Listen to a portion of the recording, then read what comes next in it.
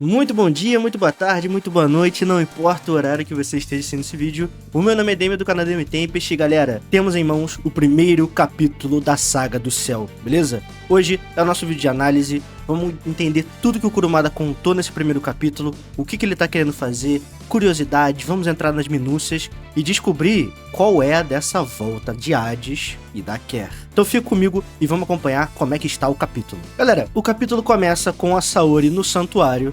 A gente tem que lembrar que isso aqui é uma continuação do Saint Seiya Den, beleza? É uma continuação direta. Então, a última coisa que a gente viu da Saori é ela no santuário segurando a flecha da deusa. A gente vê um poder voltando pra ela, mas nós estamos vendo logo em seguida que ela está descendo as escadarias do santuário. Enquanto ela está descendo as escadarias do santuário, a Saori está perdendo as suas memórias. E isso é muito importante pra nós. É bom lembrar, no final do Next Dimension nós temos o Apollo retirando as memórias da Saori. A Saori desistindo de ser uma deusa. E isso é muito importante, muito interessante e muito bom que o Kurumada tenha voltado com isso no sentido de dar peso a essa decisão. Então ela não voltou simplesmente com as memórias, não foi fácil recuperar as memórias, como muitas pessoas disseram na época que o Saint Seiya Den estava sendo lançado. Não, a Saori, a partir do momento em que está se afastando do santuário, está perdendo as memórias dos cavaleiros e as memórias de Athena. É então que nós temos a grande página de abertura, todas as memórias, todas as lembranças da Saori, todas as folhas voando, numa imagem que nós vemos inclusive capas da Final Edition, vale lembrar. É então que é anunciado Saint Seiya Tenkaihen, o início da Saga do Céu. Trocamos então o nosso foco, saímos da Saori e vamos para o mundo dos mortos, ou o que sobrou dele. Temos então uma nova localidade nos sendo apresentada, o Purgatório, que é dito que é um lugar que se encontra entre os Campos Elíseos, que é o paraíso do mundo dos mortos, e o inferno, onde se purificam os pecados do mundo dos vivos. Essa é uma nova localidade que está nos sendo apresentada nesse momento. Nós nunca ouvimos falar dela durante a saga clássica ou mesmo durante Next Dimension. No meio desse espaço do Purgatório surge uma figura, e ela é ninguém mais e ninguém menos do que Quer, a deusa maligna. Então nós temos a volta da Quer. A Quer que foi apresentada lá no Saint Seiya Origin em 2018, 2019, se eu não estou enganado, que mudou completamente os rumos do arco envolvendo Saga e Canon, que mudou muitas interpretações envolvendo a história de Saint Seiya, que está por trás de tudo que vimos no Santuário, até mesmo do próprio Poseidon por ela não ter matado o Canon.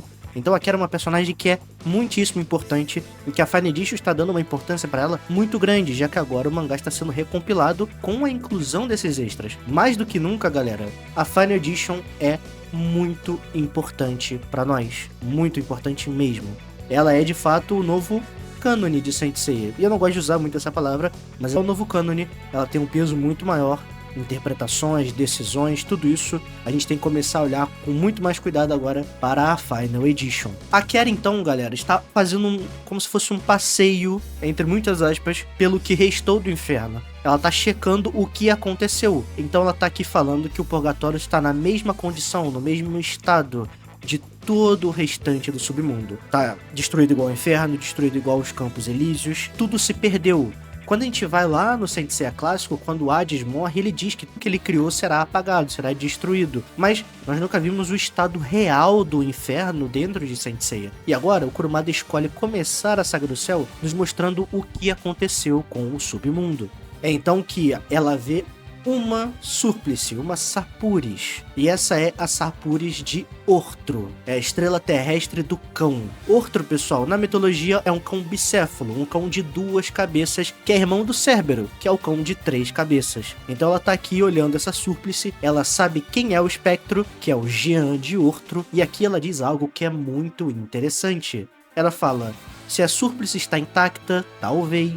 E aí logo em seguida nós temos o renascimento, o despertar de Jean de Ortro, com ela agitando esse bastão, que parece ser um artefato novo da Quer, algo que nós nunca vimos, talvez um artefato até mesmo do mundo dos mortos, o que expandiria ainda mais a lore de Saint Seiya. E por que isso é interessante, beleza? Quando saíram os spoilers e a gente ficou sabendo que os espectros poderiam retornar, que a Kera estava revivendo um espectro, houve uma preocupação muito grande de que vários personagens fossem trazidos de volta à vida, e de que os 108 espectros estariam aqui, teríamos uma nova saga de Hades, mas a Kera claramente coloca um limitador aqui. As súplices precisam estar intactas, ou num bom estado de conservação, para que possa ser revivido. Pelo menos é o que dá a entender aqui. Ela faz uma correlação direta a isso. Então, por exemplo, personagens como Radamantes, que foi explodido pelo Canon, pelo Ayakos, que também foi derrotado facilmente pelo Ikki, o Minos, que acabou se jogando na hiperdimensão, com certeza não poderiam retornar. Suas Sapuri, suas vestes estão destruídas. Então é muito difícil que a gente veja esses personagens de volta.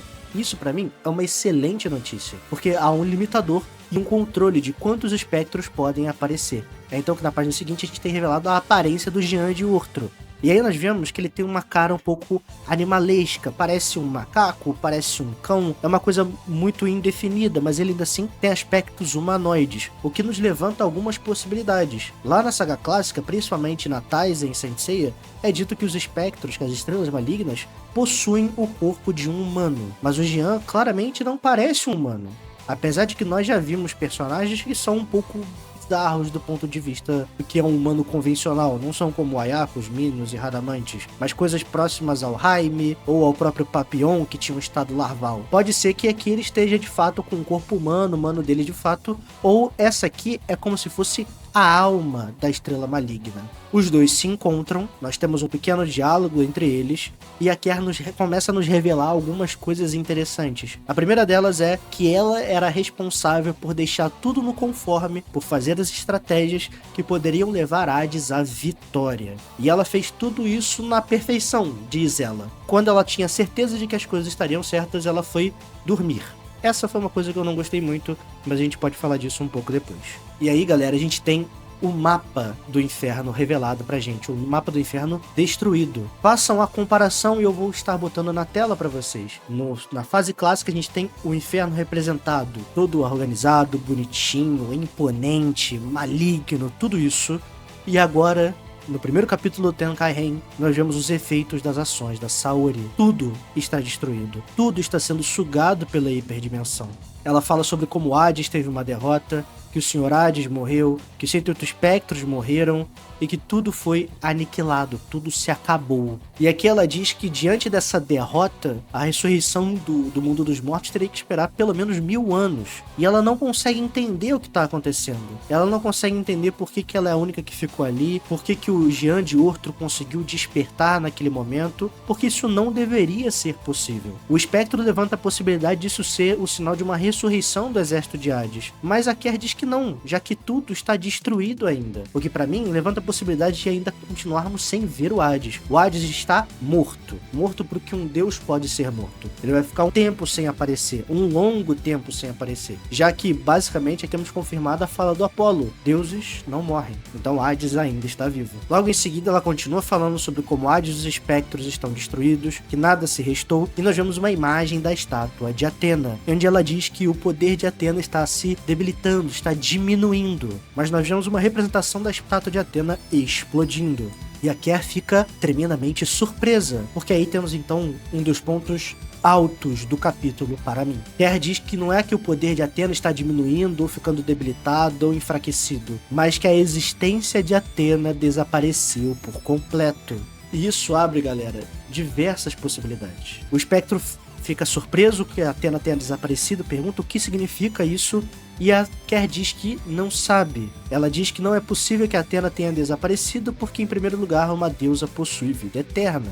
E aí ela reflete que algo deve ter acontecido com Atena depois da Guerra Santa e que essa é uma oportunidade inesperada, já que com a ausência do poder de Atena, isso poderia significar que o mundo dos mortos poderia ressurgir e que as coisas poderiam retornar, o que nos dá a entender duas coisas. Primeiro, que o poder da Athena, o poder da Saori, estava suprimindo a ressurreição dos espectros, talvez do próprio mundo dos mortos também. E isso é muito interessante. E a segunda coisa é, se a ausência do poder de Athena está causando o ressurgimento de outras coisas, ressurgimento dos espectros, isso quer dizer que a gente pode ver o ressurgimento de outras pessoas e deuses e entidades? Por exemplo, Poseidon está selado na ânfora de Athena. Sem o poder dela nesse mundo, Poseidon pode retornar. O mesmo poderia significar para outras entidades da mitologia, que foram seladas eventualmente por Athena e que agora estão ressurgindo. E o mesmo vale também para aquele que prometeu retornar. Porque se o mundo dos mortos está destruído, o Elísio está destruído, o Purgatório está destruído e o Tártaro faz parte do mundo dos mortos, isso pode significar que o Tártaro também está destruído, o que nos possibilitaria a volta de Asclépio. A Quera então reflete que a Terra, que eles têm desejado por muito tempo, será pela primeira vez de Hades. Mas isso não quer dizer uma volta completa do Hades e nem dos espectros até o momento. É algo que nós temos que olhar com calma, esperar, ver como o Kurumada vai desenvolver isso. E uma coisa muito legal e interessante é que aqui o Kurumada está fazendo um tipo de ilustração que nós já vimos para o exército de Athena e de Poseidon, que é algo com todos eles juntos ali numa página mais vertical. Então, na última página, nós temos o retorno de Seiya e Saori. Lá, no vilarejo de Rodório, o Seiya está segurando o chapéu que ele pegou lá no capítulo 2 do Saint Seiya Den. E está dizendo para Saori que ela deixou cair isso, deixou cair o seu chapéu. E nós, no segundo capítulo, com toda certeza teremos o reencontro de Seiya e Saori. Então, galera, eu gostei muitíssimo desse capítulo, achei um primeiro capítulo bom, achei o primeiro capítulo que estabeleceu muitas coisas interessantes e que abriu um leque de possibilidades para Saint Seiya, que pra mim é muito legal, muito curioso da gente ver. Eu acho a volta da Quer interessante, eu quero muito ver o que ela vai fazer, o que ela tá planejando, como é que pode se dar essa possível ressurreição dos espectros, mas eu teria a calma de julgar que veremos uma nova saga de Hades. Não acho que será o caso. Não acho mesmo. Eu acho que a Quer talvez seja usada de escada para que outras coisas possam acontecer. Não acredito que o Kurumada vai meter Hades na história pela terceira vez. Então, tenham calma. Eu sei que tem muito comentário rolando por aí, eu sei que a galera tá ansiosa com tudo que tá acontecendo, mas por favor, tenhamos um pouco de calma. Foi apenas um primeiro capítulo, o segundo capítulo sai no dia 21 de maio lá no Japão, que para nós será o dia 20. Como o capítulo está saindo no dia 14 lá no Japão, mas para nós é o dia 13. Então, galera, esse foi o nosso primeiro capítulo de Saint Seiya Tenkairen. E nós vamos falar mais sobre ele. Entraremos em mais minúcias sobre ele na live que vai acontecer aqui no canal no sábado. Estaremos eu, a Aiza e teremos um grande convidado especial. Um grande youtuber, não de cavaleiros, mas de animes, estará com a gente. Beleza, galera? Então eu espero vocês no sábado, às 18h30. Fiquem ligados, a review do Tenkai está saindo hoje pra vocês. Amanhã tem vídeo no canal amanhã, falando do oitavo sentido. E espero que vocês estejam lá para apoiar o vídeo também, porque vai ser muito importante. Meu muito obrigado a todo mundo que assistiu por aqui. Meu muito obrigado aos membros do canal que estão sempre apoiando o nosso trabalho, fazendo com que tudo aqui possa acontecer. Vocês são incríveis, são verdadeiros cavaleiros. Então, eu ainda não pedi, mas deixe seu like se não deixou, se inscreva se não for inscrito, mande esse vídeo para os amigos e considere tornar-se membro do nosso canal, onde por apenas R$ 3,99 você pode nos ajudar a evoluir e se manter. E muito obrigado mais uma vez a quem colou aqui no vídeo, que viu tudo que está acontecendo. E é isso, galera. A Saga do Céu chegou, eu tô muito empolgado, espero que vocês estejam empolgados. E não mais é isso. Um grande beijo, um grande abraço, vejo vocês na próxima live ou vídeo e valeu!